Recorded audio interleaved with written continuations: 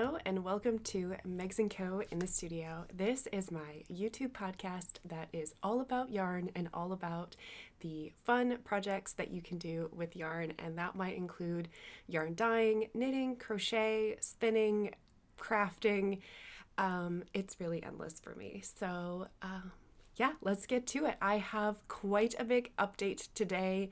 I feel like it's been a little bit of time since I've sat down and just chatted about all of my projects and where I am with my whips. And I have been working away on two particular projects, and I feel like I was so close to being done, and I was like, I really wanted to have the finished object before I filmed an episode. And today, literally today, because what am I wearing? It is my newest finished object. Literally today, I pulled this off the blocking mats and sewed on the buttons. So I said, you know what? We need to finally film this podcast. So this was supposed to be the February, crafting update podcast, whatever you want to call it. But it is March, and like solidly in March. I am filming today is Saturday. I think it's like March 8th. Yeah. Time is just going right by us. So yeah, February just flew right by. But yeah, here we are, and I'm so excited. I really wanted to have this finished so that I could share it with you. And oh my gosh, it is just so good. So let's dive in. This is the cream cardigan. This is a brand new pattern. As of filming this podcast, it is still not released, but we are days away from releasing. So depending on when I get this edited and uploaded, it may or may not be released. But this is the Cream Cardigan by Alicia Plummer. And obsessed. Like, okay, so I put it on, sewed on my buttons, I put it on, and it was instant. I have to knit another one. I feel like I say that a lot, and I usually don't repeat projects, but like I really want to knit another one, and it's just so completely functional. Like this is a garment I am going to be wearing day after day. I'm going to be wearing it to work. I'm going to be wearing it for leisure. It's cozy, it's comfortable, it's simple, but it's elegant. I am just obsessed with how beautifully functional this piece is. And I just feel like you have just so many opportunities to make it your own with the colors that you choose. I knit this in my very own yarn, my custom spun Empire State yarn. That yarn is 100% produced, sourced, spun, dyed, all of the things in New York State, and I did it in the colorway Midnight Fig. It's such a good color, and I feel like it's such a good color for this piece because it's a color that's going to go with so much of my wardrobe. It's just really versatile because it has a lot of brown in it, and so that brown is going to make it play like a neutral. It's really going to warm it up. It's going to allow it to mix and match with a lot of colors that are already in your wardrobe. Nice and solid, nice and dark, but then you can still see it has a really nice pop of purple, so it does have color to it. It's not, just a brown or a completely neutral color. So I really like that it has that pop of color, and I feel like the sun is kind of beaming me right now with the window, but in the sunbeams, like, yeah, that's when you can see that, like, it is purple. But I mean, it's such like a deep, like burgundy purple that, yeah, it's just so good. This was knit bottom up, and you knit it in one piece, but you do knit your different sections, so you are putting different sections on to either waste yarn or barber cords. And, so you're kind of working on the front section and then putting those section on barber cords and then moving on to the back panels and then joining it all together. The joins are all 3 needle bind off, which, 3 needles makes it sound like it's difficult, but it's actually really easy. A 3 needle bind off is, holding the 2 panels together on your live stitches on 2 needles and taking your 3rd needle and essentially doing a knit 2 together. And that's how you're binding those 2 stitches together. And that's literally as easy as it is. And it creates, where's the seam? Oh, there you are back there. So I should probably just take this off to show. I don't think it's going to show up on this, but it just creates a very just neat seam. So there's like the top of it. So that's where the front panel and the back panel, the live stitches were seamed together, but it was just doing 3 needle bind off. It wasn't any sewing. And then on the inside, it creates more of like a raised edge, but it kind of looks like a serger edge. So it looks like it was sewn and then almost like kind of serge cut, but it's not sewn at all. So I just think it's just a really nice detail. It makes it look really finished and polished. I'm just picking a lot of lint off of this. I literally just for today, I probably should have taken like the roller to it, but have not, because yeah, this has come everywhere with me. So I started this, I think officially like the first week of December. So I want to say it was like end of November, early December. And I worked on it pretty solidly. I did put it down here and there just for some other projects. Like I feel like I didn't work on it as diligently as I thought I would over my Christmas break because I was working on some of my Advent projects. So I didn't really make a lot of progress in December, but January, February, I definitely was like pretty much exclusively only focusing on this and got it done. So in terms of it being hard, like how would I rate its difficulty? I think I would give this an intermediate score, and the pattern is written very well. The instructions are very straightforward, and the only reason that I give it an intermediate, you're not even doing any kind of complicated techniques. So you can see it's all garter, and oh my gosh, like the Empire State in garter stitch, it creates this like lofty, squishy fabric that is like, I can't stop touching it. It's so much, it just feels so good. It felt so good knitting it. But yeah, so it's just garter. And so you're knitting it in the round. So it's just knit, knit, knit, knit, knit. And when you get to the sleeves, you knit the body flat.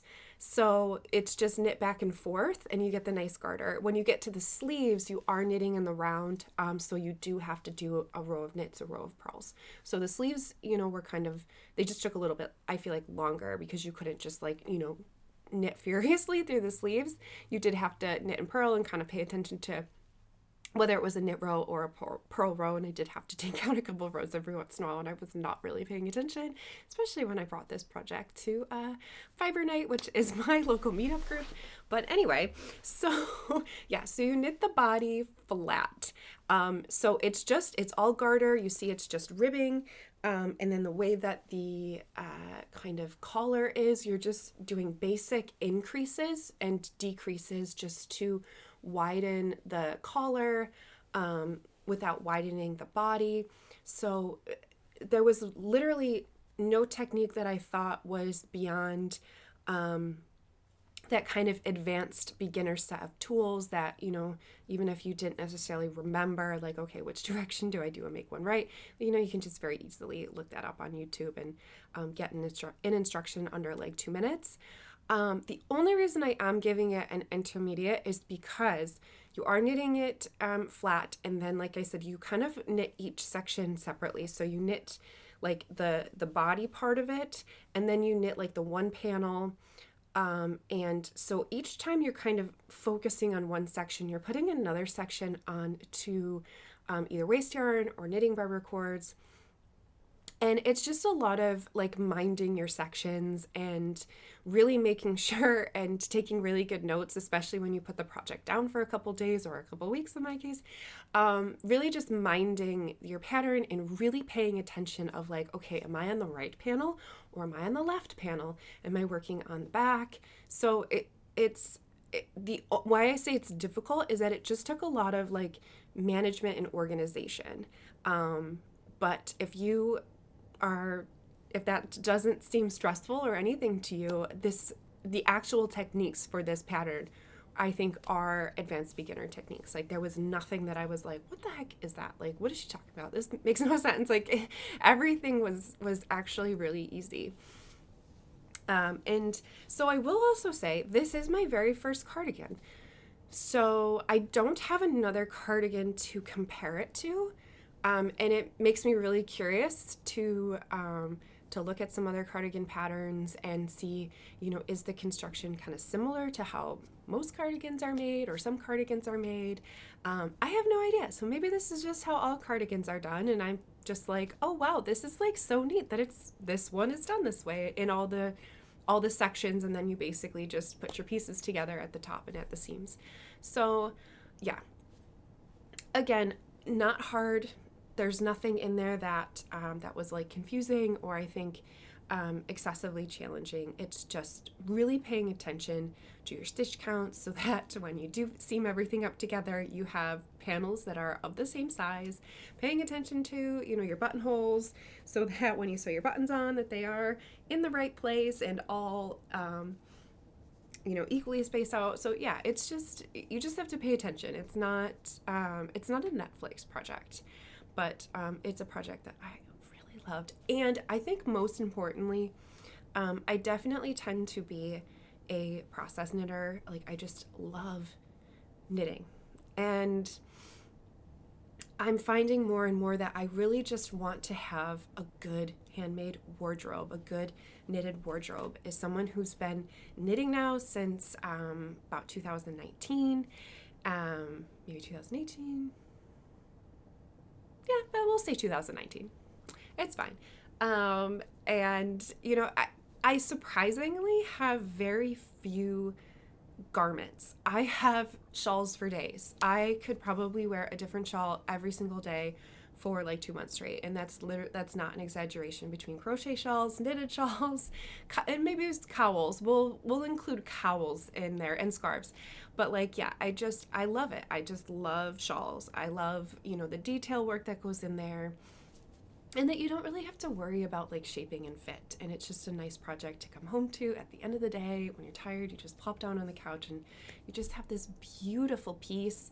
And especially, fading your colors. And yeah, the process of making a shawl just fills me with so much joy and delight. Like, it's a high for me. It really is. But as I'm going through like my finished objects and, especially now when I'm going to like different events and I'm trying to like pick out something to wear, I'm like, I'm a yarn dyer and I've been a knitter for how many years now, and I don't have garments. So I do have garments, I do, but I really don't have a lot. Yeah, and I feel like I really noticed that, especially like when I went to Rhinebeck this past time, and I really wanted to wear like a sweater every single day that I was there. So like Thursday, Friday, Saturday, Sunday, I did not have 4 sweaters. So yeah, so that's going to change. And I feel like in terms of really being mindful of my craft and being sustainable, I want to just start making things that, aren't just like, okay, I made another shawl, go and look into the closet you go. I really want to start making pieces that are going to get worn and used, and in that to have this beautiful handmade wardrobe. So that is my goal and intention for this year. So I'm pulling myself way out of my comfort zone, and yes, so I'm going to make sure that I pretty much have like not just like a sweater that's like fun and crazy, but like a true wardrobe staple sweater or cardigan or pullover.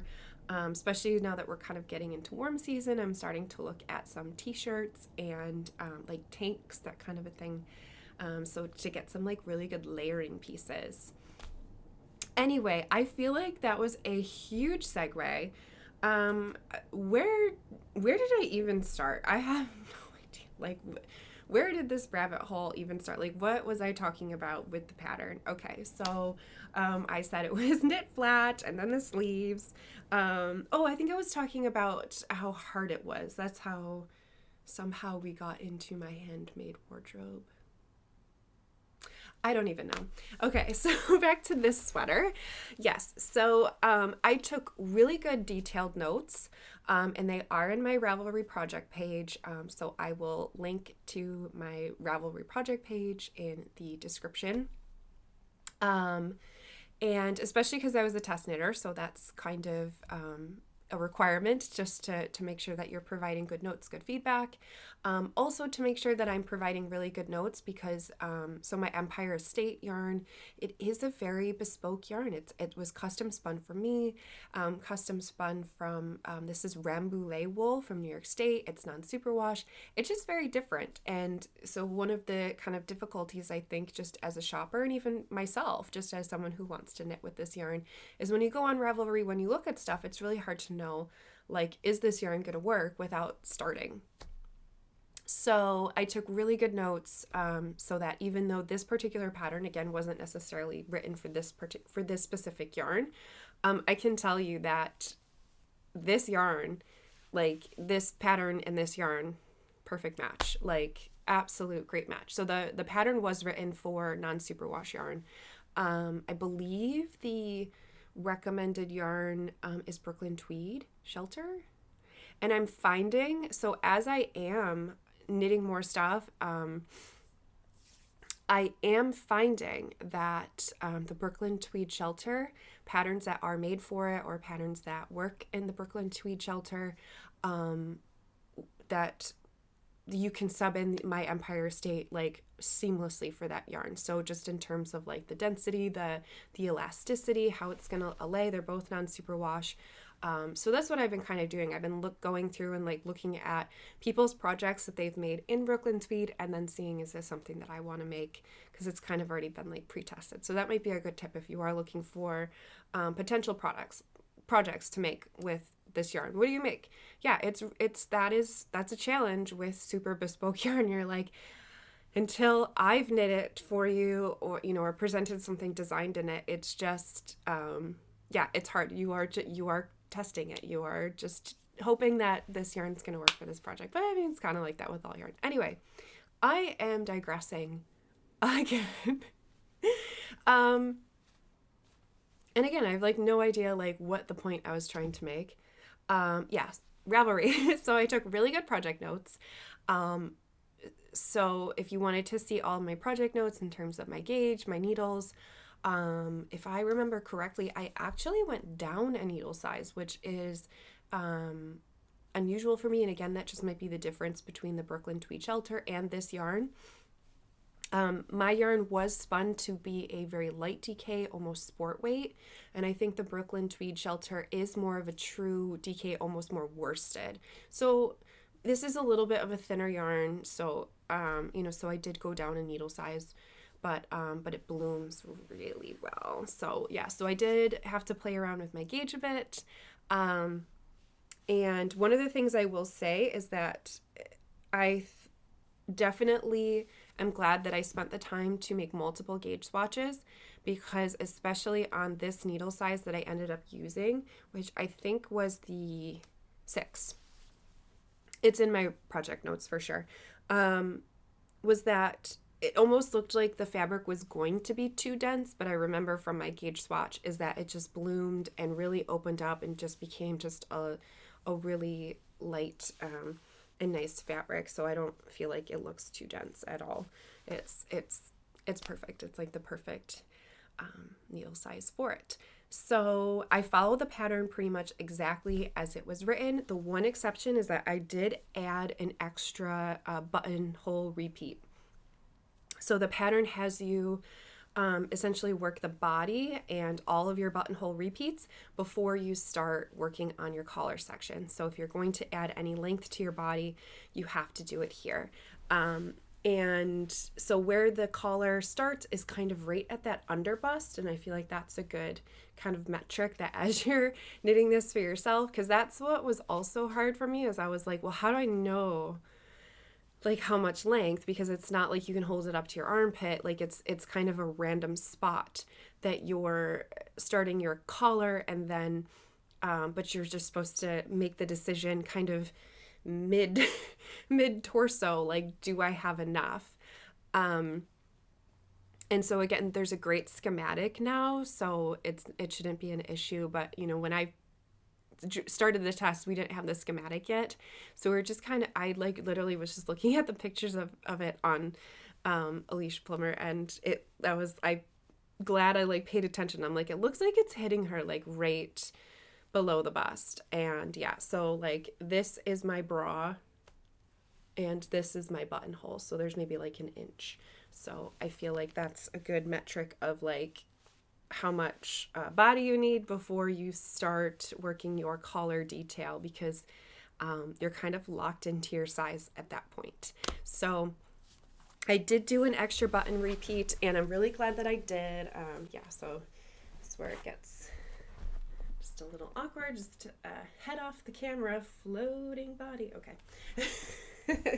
So very glad that I did do an extra repeat, because you can see it is like the absolute perfect length. So each buttonhole repeat is probably about 2 inches. So I think if I had made this like 2 inches shorter, yeah, it just would have been a little awkward length. I mean, it would have been kind of like a cute crop, but just, I don't know, a little too Gen Z crop for this millennial.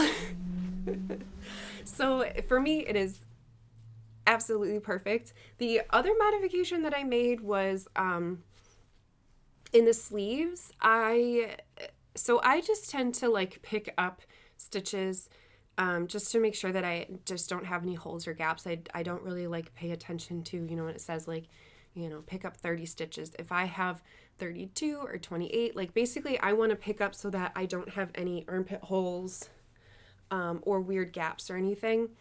And so doing that, because I think I always end up picking up like 2 or 3 extra in each corner, just to avoid those holes. I essentially had the amount of stitches on my needle going into the sleeve as the next size up. This is the size 3. So I had like the size 4, but you can see like I'm actually glad that I did pick up some extra, because this is a pretty fitted fit. So because of that, I just continued to work decreases all the way down to the cuff. The pattern just has you do 5 decreases for the size 3. And so I think for the length of my arm, I ended up doing 7. And I never counted how many stitches I had left. I think I had meant to, and I was going to just resolve it all before the cuff, but yeah, I forgot to do that. So I don't even know how many stitches I had left, but I could do the math because I wrote down how many stitches I picked up. And so you decrease 2 stitches, and I did that 7 times. So yeah, so picked up stitches minus 14 is, however, that's how many I had at my cuff. Anyway, so that is the sweater. Oh, the best part, the buttons. Yes. So so these buttons I got in Rhinebeck at the New York State Sheep and Wool Festival this past fall. I got them totally on a whim. I just thought that they were absolutely beautiful and gorgeous. They are vintage reclaimed buttons. Here's another button shot. We got to do it again. Like, look at that. So like, yeah, they're all different. I just love how they're just vintagey. Like that one's got some really fun gold detail. This is a bird. Hello. Yeah, this has got like, I don't know, kind of your classic vintage button. It's like glass with like a little filigree. This is just like kind of plastic purple, but it works. And then just like I don't know, another plastic purple, but it's just a different color. But yeah, so I saw this set. And it actually came with 3 other buttons in the set, and they're like kind of, I think one is like a clear, kind of crystal-y looking button, and one is like white. And there was another purple button. There was 2 of these ones. yeah, so I saw this set and it just looks so pretty. It was one of those things where I was like, I don't know if I'm ever gonna need this, but like it just, I don't know. It reached out and it called to me, and I feel like it sirened this sweater. Because honestly, I picked this color completely independent of the buttons. But once I had started it, that's when I was like, okay, I need to like figure out the button situation. And so I started going through all my buttons, and that's when I was like, oh my gosh, these are gonna match so perfectly, and they do. And I just love how it adds just a little bit of like whimsy and charm to it. So yes, that is my finished object in a nutshell. I feel like, you know, just spent 20 minutes talking about it. No big deal. But I have another finished object to share. Dun, dun, dun, dun. This is my bargello bag from Hello Bargello. So this was another Rhinebeck acquisition. So I'm so happy that that I've now used two things that I got at Rhinebeck, because that's kind of another part of my intentions for this year, is to really make sure that you know, that I'm using the beautiful things that I'm acquiring instead of just collecting them. So yeah, so that was the other thing too, that I definitely got a lot of stuff at Rhinebeck this year. I actually did a whole video about that. I don't normally like show off, you know, all the stuff I buy, but I do like to support the small and local vendors, and so I did do a haul highlighting a lot of the small businesses that I was able to support. So you can check that out. But anyway, so I did pick up this kit. So this is a kit. So like it came like all completely kitted together in this bag, with all the threads that you needed. So this is like the threads. It is the DMC tapestry wool, the worsted weight tapestry wool. So it had all the threads that you needed. It had the plastic canvas that you needed. And it had, of course, the pattern. And it came in this cute little bag that, yeah, I had said on the last video, the bag like ripped and fell apart. So kind of bummed, because it would have been nice to store all the remnants and leftovers in here, but I will find a different bag. Oh, and it came with the wooden handles and the snap that you need as well to do this project. So literally everything that you needed came with it. It was so nice. This was my very first bargello project, and so I was a little nervous that I was biting off like just like quite a bit for my very first project, but honestly, it's so easy. I watched just a couple tutorials that Hello Bargello has on their own YouTube page. So literally about 30 minutes of learning, and I made the bag. So it took a while, you know, again, kind of like this, you know, I'd work on it like obsessively for like a week straight, and then I'd put it down for like 2-3 weeks and then work on it obsessively. You work on it in two panels, and then you seam them together. So like you make different cuts to get the seams, and then you seam it all together to get this fun bag, and then you do smaller pieces for the handle attachment. So it's a very simple and basic construction, but it's awesome, and it's such a great size. So I was hoping to line mine.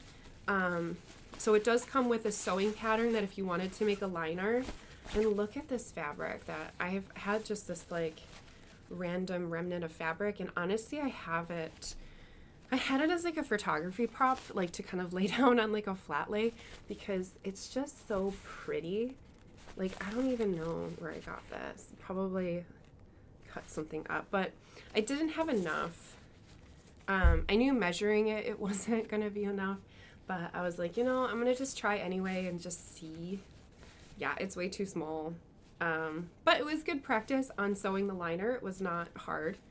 But yeah, kind of bummed, because like oh my gosh, like would this not have just been like the most like perfect liner? if it had been the right size. Yeah, so now I feel like that I have this in my head, I need to find some kind of like silky mustardy kind of liner to go in there. But we shall see. So for now it's unlined, but it's not really holey, so I'm not super nervous about things falling out. So that's good. And it's, like I said, it's a really nice size. Like, here's, you can definitely fit lots of yarn in there. So I've already taken it out once, as like a going out bag. When I went out on the town, I went to go see a play with my sister last weekend, if you're local. So I'm in the Rochester, New York area, and we have a great local theater, Jiva Theater, and they are playing right now a really great version of Little Women, and it's a cast of 4, and they play all the roles, 4 women that play all the roles. It was really good. So we went out together to that, and I took my bag, and of course I got like a ton of compliments, and you get to say I made it, and their faces are just like, what? Yeah, so it's the absolute best. So would I recommend you to make one of these? And I would say yes. So it's kind of like a lot of projects where the first panel, I flew through it, I loved it, I thrived on it, and I was like, this is the best. The second panel, because you make 2 identical panels that you sew together, the second panel was a little bit of a slog. You'd already done it, and by this point, I just wanted the object, and, so it's kind of like your second sleeve, your second sock, all of the things. But once I started to see the end, that's when I was getting really excited. And so this is actually what started the delay of the February video, because I was so close to finishing this. And that's when I was like, well, okay, I don't want to film the February video because I literally have no finished objects to share. So I was like, I need at least one. So that's when I was like, okay, I'm going to finish this. And, so I would have finished it in February. I did finish it in February, so I technically could have done a February video and had one finished object. But by the time I finished this, that's when I was so close to finishing this. I just was working on the last sleeve. So that's when I was like, no, we're going to have 2 objects. So the bag started the delay of things because, I was like, I wanted a finished object. Anywho, so would I recommend this? I would say yes. And I think that's too why I would consider definitely getting another bargello project. So if they have a booth at Rhinebeck again, I'm coming for you. And I'm just like, I can't wait to be able to take my bag in and be like, look what I made. Okay. Anyway, so moving on, I actually do have a third finished object.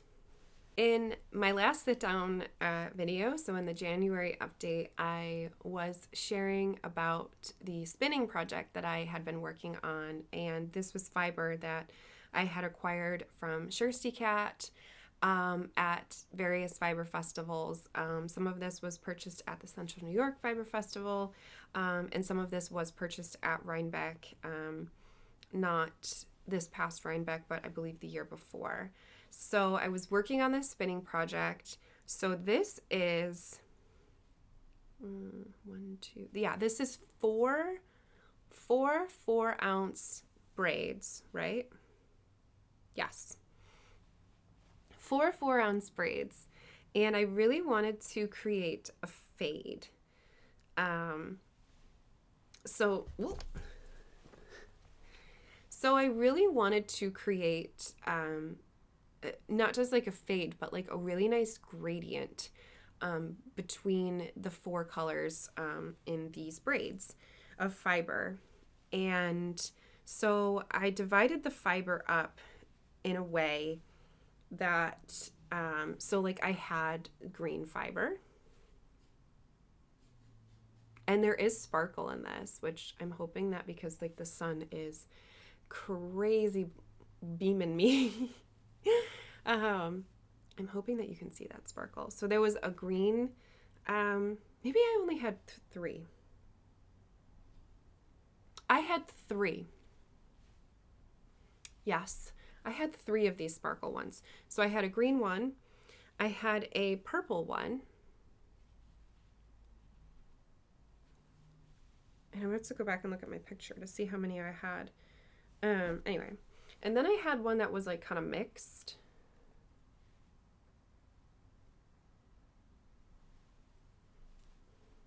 Oh, I did have 4. See, this is why I was confused, because I was like, I was like looking down at this pile of yarn, and I was like, I just don't have enough yarn here for 4 4-ounce braids. Like, that's a lot of fiber. So like I should have a lot more yarn here. And yeah, so there was a braid that was a green and purple kind of variegated, but it was very similar. I think the green was just slightly darker than this like kind of pale minty green, but it was very similar to the purple and green skein or fiber braid that I had bought. So yeah, so what I did is I divided these all up in a way that I could fade them into kind of like a gradient, because I wanted them to kind of fade into each other. So how I did that was that I took all the braids and I first divided them in half. And then I took that half and split it in half again. And so I spun 2 sets of singles with each of that half and then plied those together. So that's how I have a skein of kind of each individual braid. So that kind of represents like what each individual braid looked like. Like, so it's just its own self plied on its own self. And you can kind of see these are very uneven. So when I first was doing this, I was just splitting and eyeballing. And then I started to get really uneven skeins. So the later ones that I spun, I did start weighing the fiber. So it got better. It got better as we went along. Okay, so then I took that other half and I also split that in half and spun singles. And I would take one of the plies and essentially spin it to, so like I took 1 ply of purple and 1 ply of green and plied them together. Nope, it's this one. So 1 ply of purple, 1 ply of green, and to get this middle one. Yeah, so you can see like this middle one, like I, for whatever reason, just had a ton of on the bobbins. And then it just, I didn't have a lot left over for the individuals, but that's fine. Half of the purple and half of this beautiful color got plied together to create this middle one. So pretty. So like you could definitely use them as like a very kind of neutral gradient with just the 3, or by combining them all together, that's where the gradient comes in. And that's so pretty. Oh, sun. Oh my gosh, there was just a cloud and I was like, it's gonna be perfect because it's not gonna blow things out. And let me block. And it's funny because I am in, like I said, Rochester, New York, Western New York. It's cloudy every single day from November to like April. And it has been cloudy every single day. And I swear, as soon as I shut this camera off, it's gonna be cloudy. And yeah, so I have, obviously I have a window right there and it usually adds such like a nice diffused light. Okay, I'm gonna stop talking about it. But anyway, so here is that. It's just so pretty. Absolutely obsessed. So one of the things that I had said in my last podcast was that I really wanted to make sure that I'm not just collecting and putting these in stash that I really wanted to make sure that I at least had a project planned for these. And okay, I feel like I do and I don't. So I do technically have an idea for a project, but it's a shawl. And you know what? I'm fine with it being a shawl because I think it's going to work beautifully for this yarn. You know, it's hand spun yarn, so you know, you can see like this one for whatever reason it just came out like a little bit thicker than some of the other ones. Everybody else kind of seems like it's like a nice sport weight, but this is like almost like a DK worsted weight. Like I don't know what was going on that day. And the sparkle, which I think is great, but sometimes like you just don't necessarily want to wear like a garment that has sparkle in it, you know. So the pattern that I want to make with this is one that I feel like I've actually talked about a lot before. It's a pattern that I recommend all the time to my customers when they're putting together fade sets, and it is the Lava Lake Shawl by Stephen West. I don't have a completed Lava Lake shawl, so it's kind of funny. I recommend it all the time. But I do have one in progress. And like, just look at the shawl. It's so beautiful.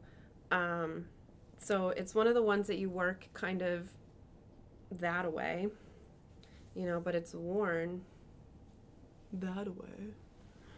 You know, I could almost just bind this off and make it a cowl. Maybe I'll do that. Anyway, so, yeah, so I started this, and I do think it's beautiful. However, this is the only however. I still have a ton to go, like a ton. Like Stephen West shawls are just, they're ginormous. They're huge. So I took this on a vacation to Florida and literally worked on this for an entire week. And so, like, you know, and this is like all I got done in that week of just, you know, only working on this, and, you know, lots of vacation downtime, airport time, all the things, beach, lots. There was lots of knitting time. So I just know that I have a long way to go, a lot of knitting hours. And the pattern was written to be a fade, and it's stunning as a fade. And I had just thought that, you know, there was enough like texture and whatnot that doing it in one color. And this is a giant skein.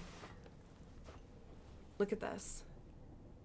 Isn't that crazy? So this is just a giant skein. This is Blueface Leicester yarn.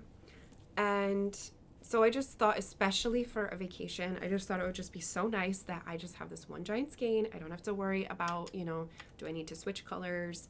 Yeah, I'm just knitting from this giant ball and whatever. So it ended up just being like really boring because I didn't have any of like those color changes that kind of like drive you along and get you excited to keep going.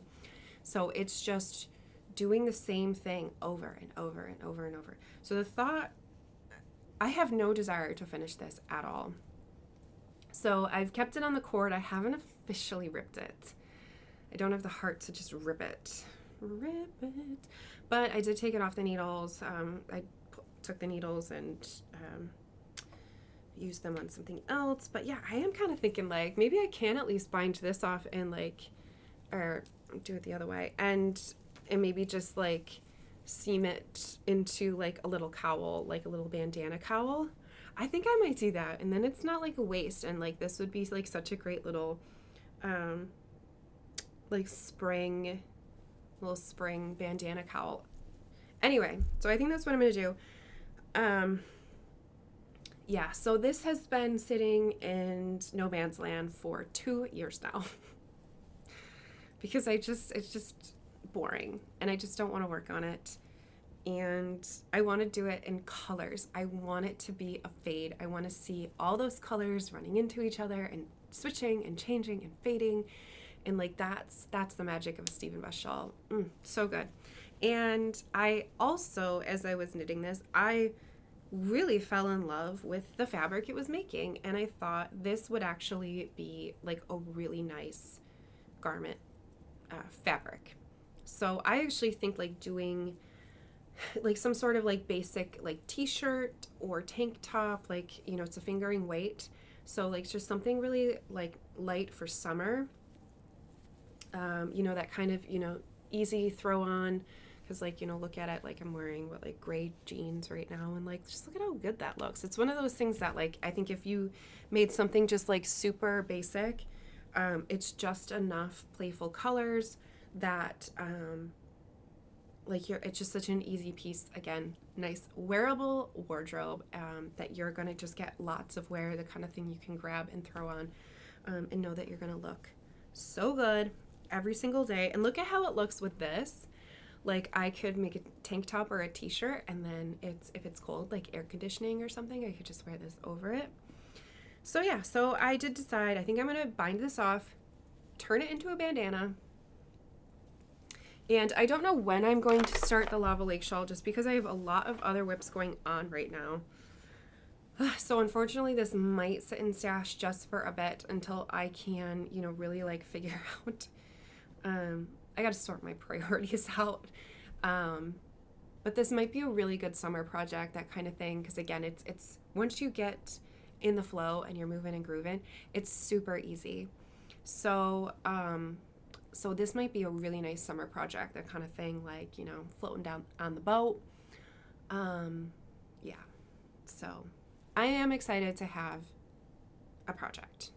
So at least I did meet my goal of, you know, having something in mind. So it's not just gonna sit and stash and aimlessly languish because I have no intention of using it. That is definitely not the case. And I do actually have some other spinning. While I was working on that, I kind of got on this bobbin clearing kick. So I had 2 bobbins of this. I believe that this is from D&D Fibers. And feels like Rambouillet, but I'm not sure. I have the tag for it. I literally just soaked this. So I got to fish the tag out of my basket to remember exactly what the blend is. But yeah, I'd had this fiber on my bobbins for just like forever. And for whatever reason, just never applied it. So I finally applied it, and yeah, it's really fun. Like, I just love all the colors in here. The braids were really pretty. They were this kind of muted rainbow. And I wanted something a little bit thicker. I didn't pre-draft this because I kind of wanted something that had a lot of like thick and thin elements in it. Like, I did want something that had a lot of texture in it, and it came out really good. So sadly, I have no idea what I'm going to use this for. It's like such the hard part with hand spun. It's like, it's such like a project in and of itself. And then I'm like, okay, now what? Like, I can make a cowl. I knit the grid gambit. You can see, nope, it's that way. I knit the grid gambit cowl using one skein of my Empire State and one skein of hand spun, and it's stunning. So like, you know, this with I might not have enough contrast with that, but maybe like the green. I have a skein of the green. Ooh, could do something like that. That's really pretty. Okay, so I guess there's a kit, but again, I have like so many other like things planned that I'm just not sure when I'll get to this. So I don't know. These are those things that, you know, like, should I list this? Like, I could list this as a kit. It's beautiful. It's gorgeous, and like, I would love for somebody to make something beautiful out of this. So I don't know. Let me know. So here is yet another bobbin clearing. So this is actually my own dyed yarn. This is organic Polworth, and this was this was actually an oopsie batch that I claimed for myself because it was so pretty. So a customer had ordered some cranberry, and I don't know, I just got the ratios wrong. So it came out a little bit more, like, you can see there's a lot of like purple in it. It's gorgeous.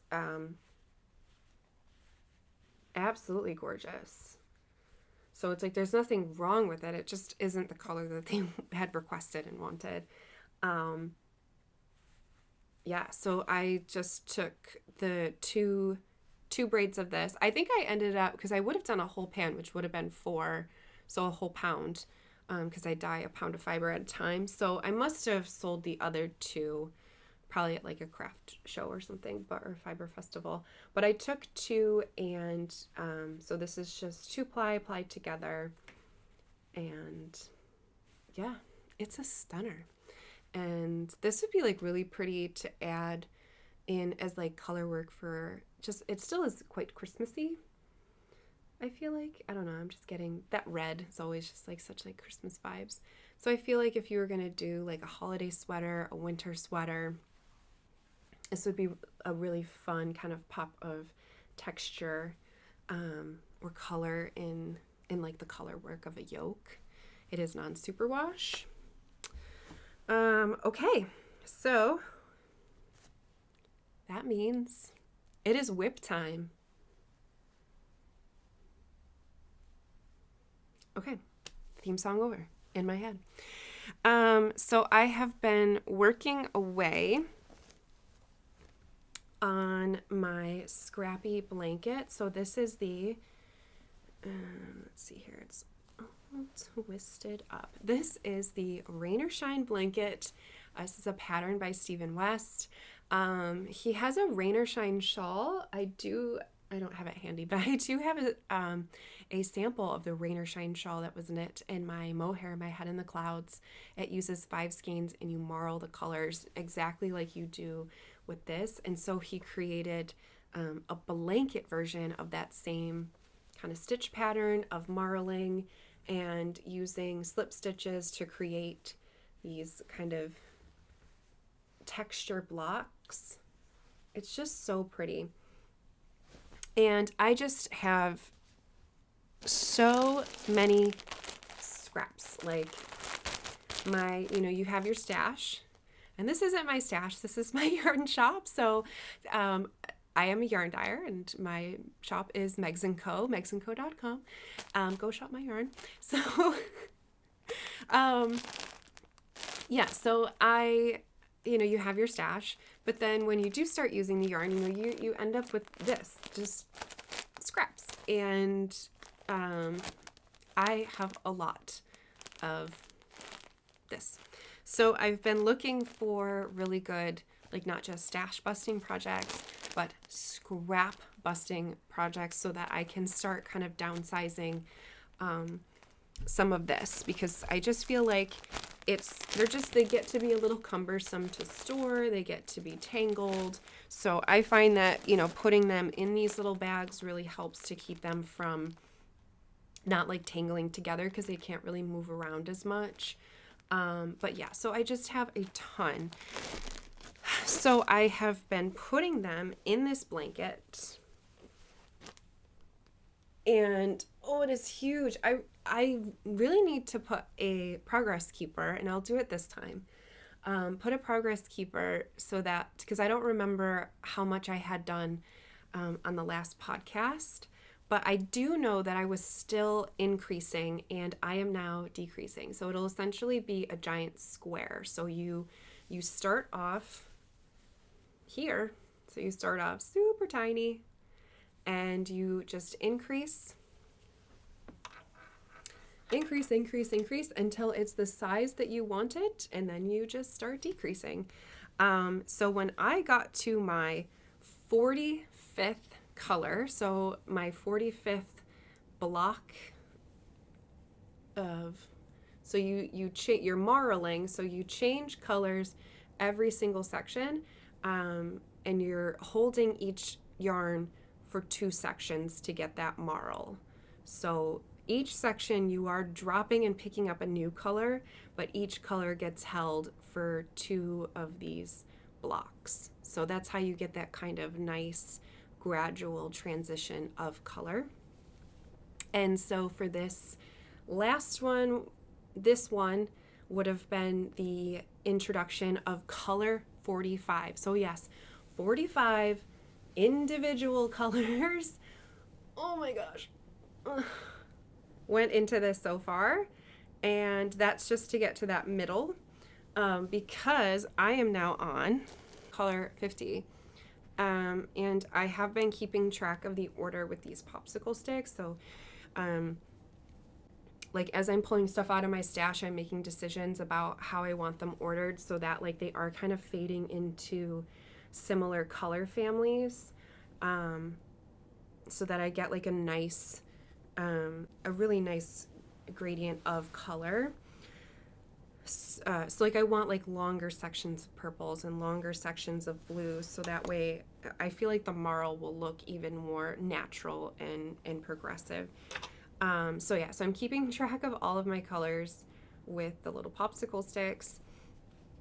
And I don't know how much longer I'm going to be able to go before I need to start repeating some colors. Yeah, and I can't believe that I've been able to pull out 50 individual colors. And so I honestly could definitely keep going. Like I have so many mini skeins for sure that I could absolutely, like if I really wanted to, I could do, so this will have 90 colors.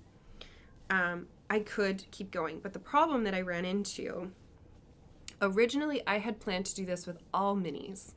And I had actually pulled out of my stash 90 mini skeins.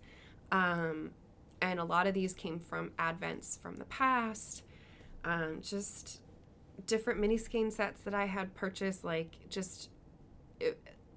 my mini skein stash was just unmanageable. So I said, you know what? They're all going in this. So I pulled 90 out that I thought would look beautiful together. I put them in an order that I wanted. I roped them all in that order so that, you know, I could just pull off each skein and know that I'm knitting them in the order that I'd already predetermined. But when I got to about row like 25 or so, you start needing more. So mini skeins are 20 grams. You start needing more than 20 grams. And the annoying part is like for a couple, you know, for the first few, you don't need much more. You need maybe 22 grams, but you need more than 20 grams. So it became very clear.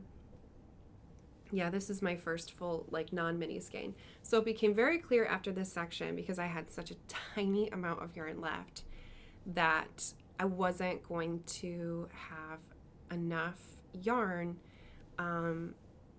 in a mini skein unless I wanted a tiny blanket. Like I could have, you know, just started decreasing right there and had like a lap blanket, but I want a big blanket. I want a big couch, you know, the whole family, dogs and all, can get under this thing. I want a nice big cozy blanket. And I actually have already decided I'll probably make another one, and I will probably make smaller lap blankets, the kind of thing that, you know, I can just have on like a chair or something. And so maybe that one I can do with just the mini skeins. But anyway, so once I got to here, I needed more than 20 grams. So it's probably like 22 grams, 24, 26, you know. By the time I got here, I needed over 30 grams. So again, I wrote it all down because I wanted to make sure, like, for when I knit this again, or if I ever make another one of these blankets, I wanted to make sure that I had, like, I could pre-plan it a little bit better.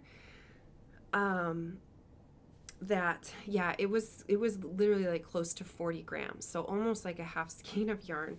Like, that's how wide this thing is. Like, it's gonna be huge. So these all started to be where I couldn't use mini skeins, and that's where I had to start going into my stash to find just partials.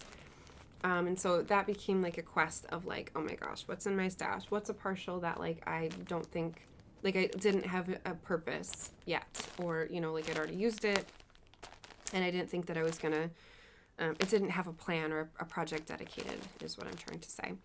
So yeah, so I started stash diving hardcore for some of these, and I did actually cake up some in my non-scrappy stash, which is like not the intention of this project, to start caking up yarn, like, because when they're in their nice skein, to me, like, they're just a lot more like tidy and organized, and you know like this is a lot more manageable than this.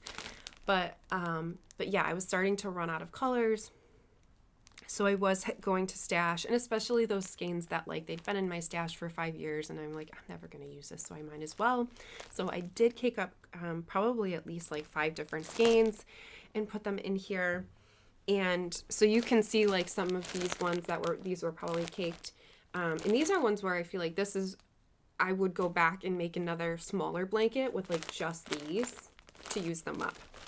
Anyway, so now that I am on 50, this is where like I'm really starting to run out of new colors, and which is fine. And so I will start repeating, but I just want to make sure that like I'm not repeating colors like in the same order at all, so that because you're always holding 2 strands of yarn, when I repeat, I'll make sure that by using them in a different order, so they're being held with a different strand of yarn than they ever were in the first time you ever saw them, that it'll look like a different color. So you're kind of, you know,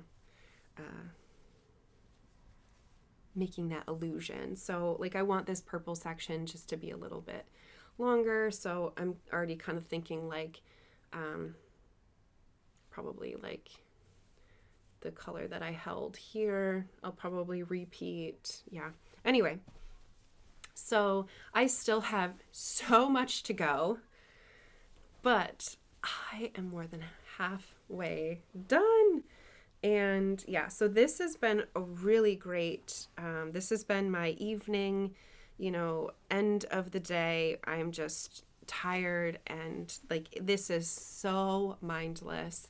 But the fun thing about this is, even though like this is mindless and, you know, technically boring, you know, kind of just like this is, the big difference is that when you're constantly changing colors, it's just such an exciting adventure, because you want to see what the next color is going to look like. And it's just that little bit of like, oh my gosh, I just want to see, like that's what keeps you going. So anyway, so very excited about this. I think it is such a great scrappy project. If you are like me and are overwhelmed by the scraps in your life, I think that this is an absolute winner of a project. And yeah, like I said, this is already one that I would consider like it's like kind of just always having now. I think a scrappy blanket on my needles to just have that evening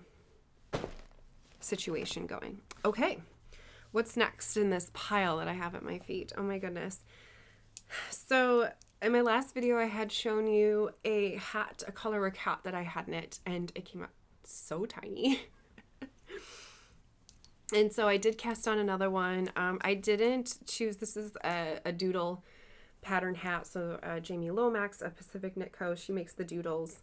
I did not pick the same doodles as the hat pattern that I had done before. You know, that's just boring. It's like, even though the hat was way too small and it's just going to be a shop sample that lives on a table because it's a toddler size.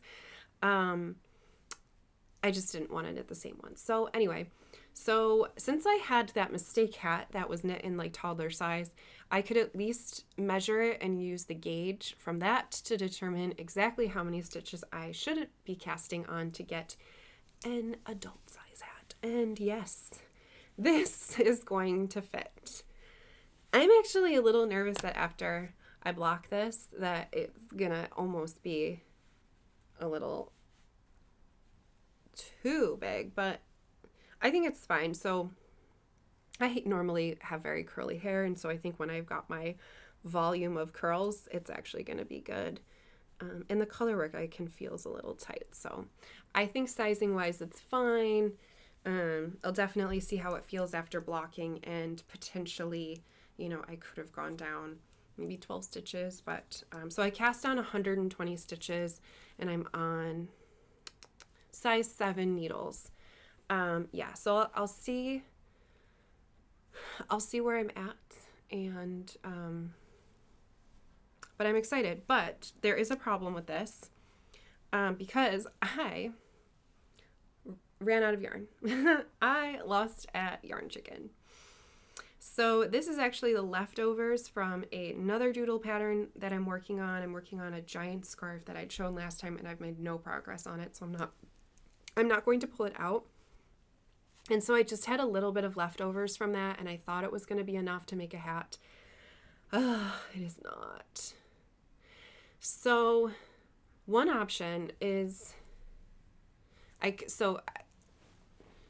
have a crate full of it. So it's like I have the yarn. It's not like, oh my gosh, what am I going to do? But it just seems like a waste to cake up a whole skein when I just need the crown. So like I'm already working the decreases, as you can see, and so I'm about halfway through the decreases. So like I need 5 grams of the yarn. Like I'm not gonna cake up a whole thing, and for what, 5 grams, and then I don't have a project for the rest of it. Like that's just wasteful. So what I think I'm gonna do is I have I can't believe this is actually all the leftovers I have, but I have the leftovers from my cream Cardi. This is it. Like, wow. Like I actually was getting nervous I was going to have to cake up another skein. I believe I used 5. I'm going to have to weigh this to make sure. But I believe I used 5 skeins, possibly 6. But again, I will weigh this, because that's how I figure out how much yarn I've used at the end, is I weigh it, and however many grams I have, that's how many skeins I've used, and I will add that to my Ravelry project notes.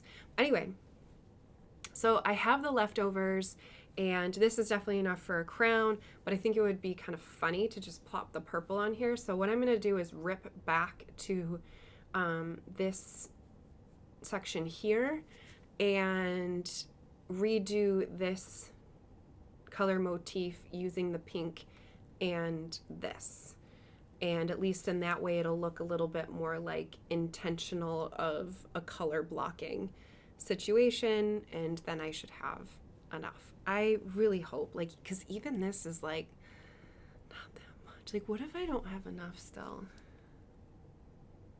Okay, I'm gonna rip it all out, and I am going to weigh how much of the Empire, this magenta color, that I had going into this, and I better have more of this, because otherwise I don't have like a plan B here. So I don't know. I really hope I have enough. I guess my plan B is I just bite it and skein in some up. I mean, I have the yarn, and I know that I will be making something with it. Like it's so this is my Empire Estate yarn. This is the same yarn as my cardigan. Like, I'm obsessed with it. So, like, I will be making something with it. It's not like, I don't know, like, I'm constantly knitting with this yarn. It is so good to knit with. Like, oh my gosh, that sun. It is terrible. Let me see if I can. I don't know if that did anything, but like, maybe a little bit. So I have curtains, but they're like sheer. But anyway, helped a little bit. Okay, so yeah, so this is my Empire State yarn. I'm obsessed with it. I'm constantly knitting with it, and it's one that I designed it specifically to be for garments, for sweater knitting. It does color work so good. Like, it just, the stitches just Velcro together. Anyway, all that to say is, if I have to cake one up, like, it's not just, the rest of it is not just going to sit in my stash forever. Like, it is going to get used, and probably used more immediately than I think. But we shall see. So the other project, so I don't think that I've made much progress on this since I showed it last, but this is another doodle. That's the back. This is another doodle project. So this is the winter doodle sweater, and I knew this was going to happen. I knew that I wasn't going to finish this until it was going to be spring and, you know, whatever, but that's okay, because I can still work on this and have this for the fall and the winter. So I had put this down to work on this cardigan. So this is a stash busting project, and so this it was going to be a test knit, so there's a timeline to it, and it was also going to be, a sample for my shop. So it was just really important for me to focus on using my own yarn. Of course, I want to use my own yarn, but just from the business side of things, like, I have to focus on creating shop samples. So unfortunately, this got kicked. For this, I only have so many hands and so many hours. I really wish I could figure out how to knit two things at once, but okay. So now that this is done, I truly intend to finish this. I don't have much left. I just have a little bit of the body, and then of course sleeve island. Yeah, so I'm gonna just continue this dot motif down, I don't know, a bit more, and then pretty much repeat this top section. I really like the way that these mountains kind of filter into the ribbing. Yeah, so I haven't really worked out in my mind exactly how I'm going to do the bottom, but I do think I'm going to do some kind of motif at the very bottom right before the ribbing, and then I am going to do the bottom hem ribbing in this green. Just I think it'll add a really nice pop to it. And then the sleeves, so the sleeves already have these snowflakes, but then I'll essentially copy everything. So they'll have this motif, these snowflakes, and then the dots. Yeah, and so I'm using all stash. It's all DK weight. For the main color, I am holding Sport with some yak silk fluff to get to that DK weight. And it's so soft. Oh my gosh. That yak, it is chef's kiss. So I do think for the fall, I am considering bringing that yak fluff into the shop because it is so good. It's been absolute heaven to knit with. And I do think it would be a really great fit in the lineup for the fall because I think that you are going to want a sweater knit in it too. So anyway, so that's that. So this is going to be hopefully a lot more progress made on it, if not a finished object by the time I see you again. So that I'm setting my intentions. This is really what I want to focus on in the next. And then I do want to cast on something new in my Empire State. I have so much in my project or my favorites gallery, so I really got to go through and sort through everything and figure out what's next for that. So up next, especially now that I just finished this, so up next, my next cast on that I have planned is that I do definitely want to make something in my new fingering weight yarn. This is Ghost Town Fingering, so this is all US sourced merino Rambouillet. This is superwash yarn, and it's so soft, it's so good. Anyway, so this is from the new collection that I just launched 2-3 weeks ago. So these are all colors that are inspired by my hometown of Rochester, New York. So I pick different stories, political figures, historical figures, landmarks, food, just, things that are important and memorable to our city, our surrounding area, and kind of share that story with you. It's a way to kind of send you a little letter about, where I'm from, kind of like a postcard. It's a postcard from me to you, like I'm visiting somewhere and telling you about it, or like you're visiting here and learning about it. And plus, the colors are just great. So even if you could give two poops about Rochester, the colors are so good. So, so my next cast on, again, is going to be a sweater for my handmade wardrobe. And I really want to cast on the Doppio sweater. It's one that I've seen a lot of people make, and it seems like it's super basic, just kind of one color, your basic pullover, and I feel like that's absolutely perfect because, again, I just want that wardrobe staple, that thing You know, it doesn't have to be super complicated. It goes with a lot of stuff, but it still has just enough like pop and pizzazz that it still is like a great piece in your wardrobe. And so I think like this color and just that basic sweater is going to be absolutely perfect. And so the fun thing with the Doppio is that it is a it's either a DK or a worsted weight sweater, and so you get that weight. It must be worsted weight. So it's meant to be knit with a strand of DK weight and a strand of fuzzy yarn, so either mohair or alpaca or yak. Ooh, who wants to knit a Doppio in yak? Okay. So yeah, so you hold two strands of, or you hold a strand of DK weight and a strand of fuzzy yarn. And so you just get like this really great textural experience and super fuzzy, awesome. So I do have a DK version of Ghost Town. This is the Ghost Town fingering. So I do have Ghost Town DK.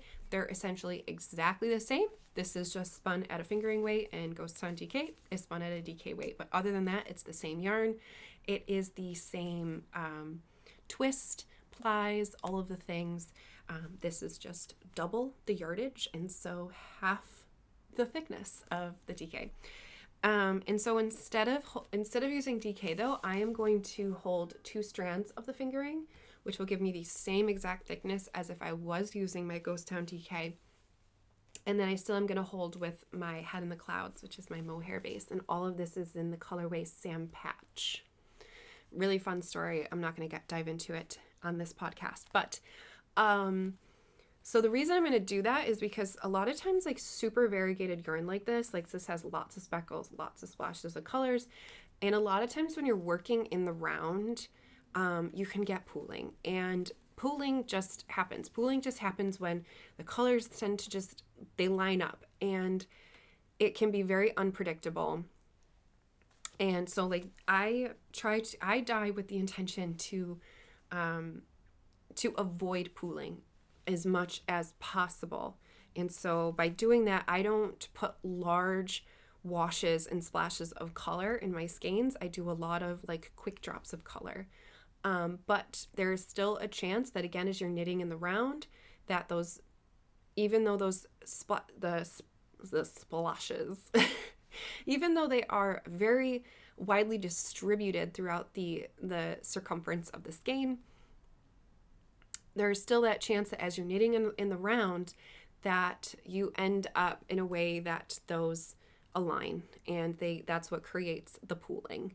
And it definitely happens a lot more in projects that are in the round, because there's more opportunities for those colors to kind of, start to form like those lines of where, those certain colors are dropping and lining up. And then your eye just will naturally, like if there's a standout color, like whatever's the darkest color or the brightest splash, your eye is just going to start following it. And even if it's like such a minor bit of pooling, it's going to pull attention to your eye, and your eye is going to trick you into thinking it's like a way bigger thing than it really is. Anyway, all that to say is that to help avoid pooling, I'm going to hold two strands of this together, and this is the same color. So with the three strands, it should have enough mixing and blending that should help to avoid any pooling, so that I have a really nice even distribution of color. So other than that, I mean, I'm not anticipating pooling. So this is actually the swatch of, this is just one strand of fingering weight knitted. So like when you're knitting flat, just back and forth, you can see like, there is no pooling. It's really nice even distribution of color. And again, that pooling is just, when you're in the round, so like holding it this way, so like see how like if you're knitting in the round, how like sometimes like see how these kind of line up, but it's really knit that way. But like if the circumference was such that like, so say like this orange section, that the orange section, just because it is the same distance as the circumference that you're knitting, they will just line up like that. It's just math. Like, it has nothing to do with how it was dyed or whether it was dyed correctly or incorrectly or intentional pooling or not. If you are matching a circumference to the distance of those colors, they will align and it will create that kind of clump of color. And anyway, all that to say, this is the crochet swatch, and that's so cute. All that to say, that to help mitigate that, I'm just going to use the 2 strands of fingering instead of DK weight. So that is also next up for me. I'm looking around and I feel like that's all I've got. That was a lot. I feel like that was a lot, but it's been a while. Yeah, so it has definitely been a while. So this is why I cannot go so long in between doing these podcasts, because I generally don't like these to go over an hour. That's just a lot of time. It's a lot of time for me to talk. It's a lot of time to sit and listen.